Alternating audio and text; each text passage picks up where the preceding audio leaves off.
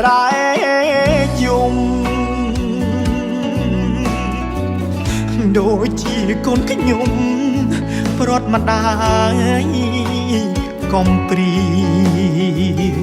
ខំត្រូវយ៉ាងណាគួរនិយាយគ្នាចាក់ចេញមិនលា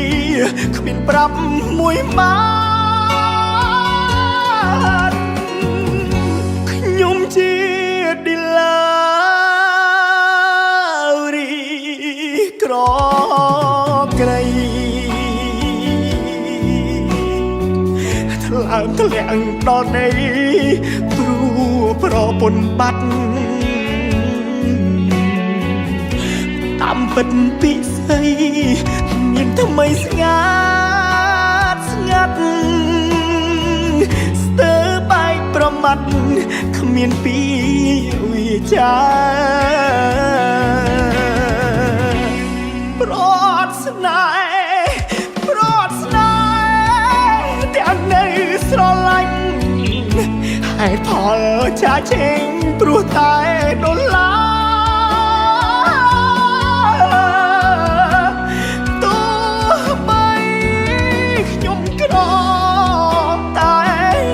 ធ្វើកា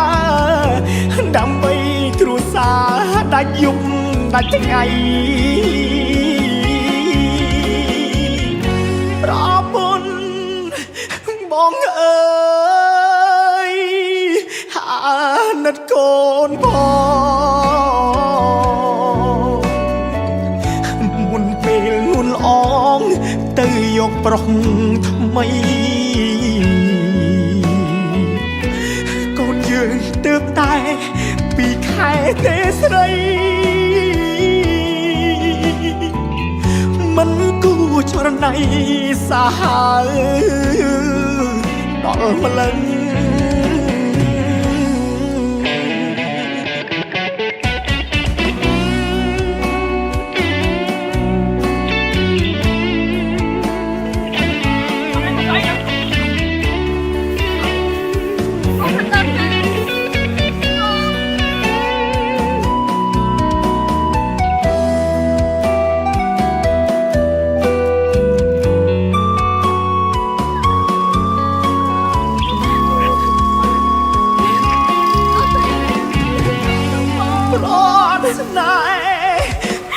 ស្នេហ៍ទាំងនៅស្រឡាញ់ហេតុផលចាចេញព្រោះតែដុល្លារទោះបីខ្ញុំក្រតែខំធ្វើការដើម្បីគ្រួសារដាច់យប់ដាច់ថ្ងៃប្រពន្ធបងអើយអាណិតកូនផងមុនពេលងុនអងទៅយកប្រុសថ្មី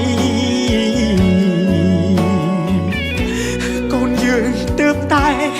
ពីខែទេស្រីមិនគួរចរណៃសាហាវ